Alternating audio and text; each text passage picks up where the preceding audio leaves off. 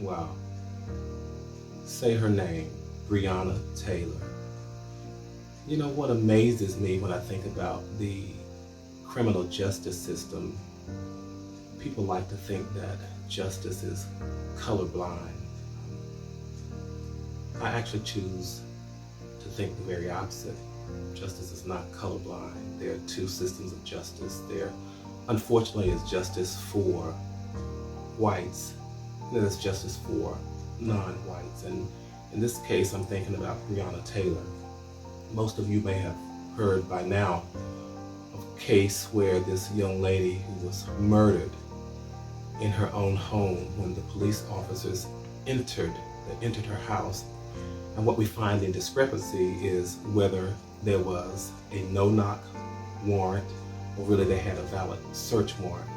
That's the first piece that I think about when I think about the inconsistencies of the justice system, that somebody had to lie, somebody had to cover up whether or not they had legitimate authority to go into this young lady's house.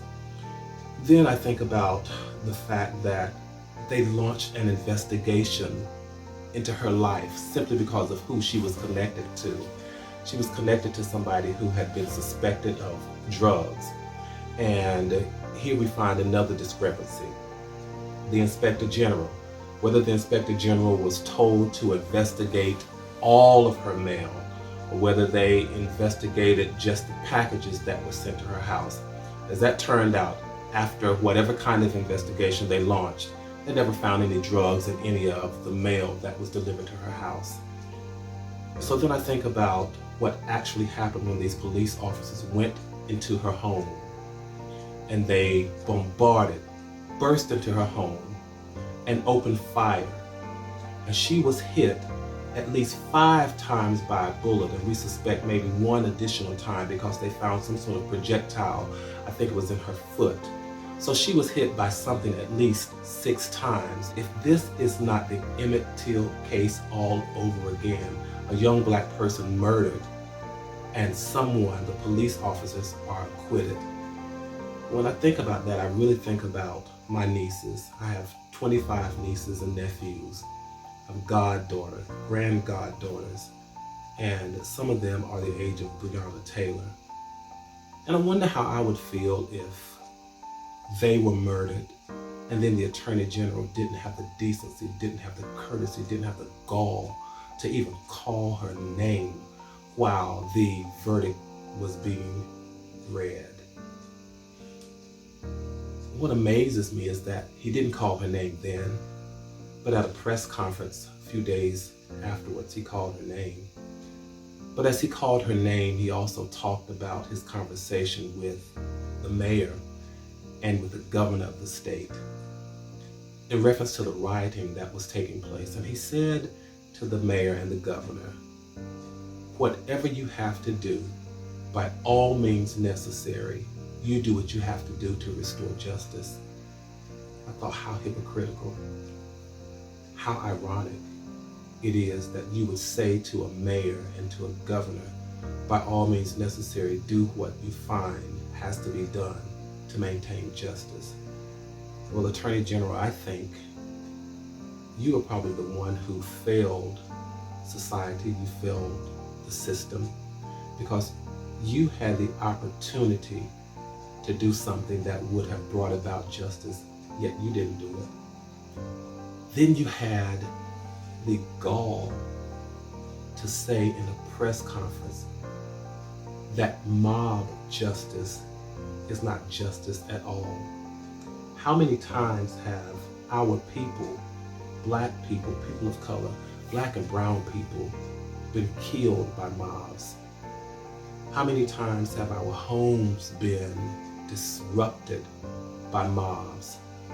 How many times have opportunities been thwarted because of mobs? Yet you have the nerve to talk about mob justice is not justice at all. They're not seeking justice now, but they're seeking to right a wrong that you and the state did. What I also find interesting about what happened was that we have an attorney general who when we're talking about a state attorney general, is supposed to be the people's lawyer and should bring prosecutions on behalf of the people. But when you have the people's lawyer who brings prosecution on behalf of the people, bringing prosecution against the police officer, that's just like me trying to prosecute my brother or my sister.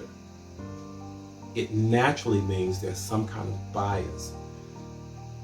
Are we surprised with the verdict? When you have to prosecute your friends, are we really surprised with the verdict? The Attorney General, an officer of the state, prosecuting state officers, the police. Did you get it? Naturally, there was some kind of bias. But to be unable to step back from that and let your soul speak and let your conscience speak, that is what we hoped for. That is what we expected. My thoughts and prayers are with the family of Breonna Taylor. My hope is that the people who are marching and who are demonstrating, they're not just rioting. Of course, you have some people peppered and bad seeds in every movement. There are bad seeds in every single movement. But my hope is that in this movement, with these demonstrators, they're demonstrating what anger looks like. They're demonstrating what frustration looks like. They're demonstrating what hope looks like. And so while they're demonstrating, let's not reduce them to the terminology of mobs or just all rioters or just looters, because that's not what they all are. They're demonstrating. They're demonstrating what quest for peace look like. They're demonstrating what the hopes of our ancestors look like. Let them demonstrate, because what they saw demonstrated in front of them was still years of systemic wrongness, years of systemic disparities, and years of systemic despondency. People are despondent about what's happening today. Nobody is enjoying race wars. Nobody is enjoying race riots. And people are tired. But in the midst of being tired, we still have hope. Got to maintain hope. At the end of it all, at the end of the day, we've got to maintain hope. And while we're hoping, let's continue to honor the victims who have fallen. And not all of them just fell. Some of them were snatched.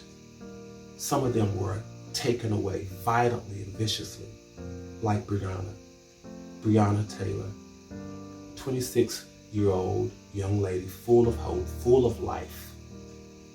So when I think about her, I think about my nieces.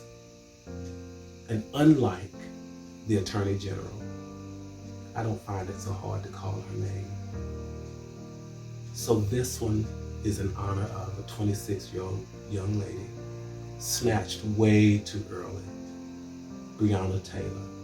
Let's always say her name.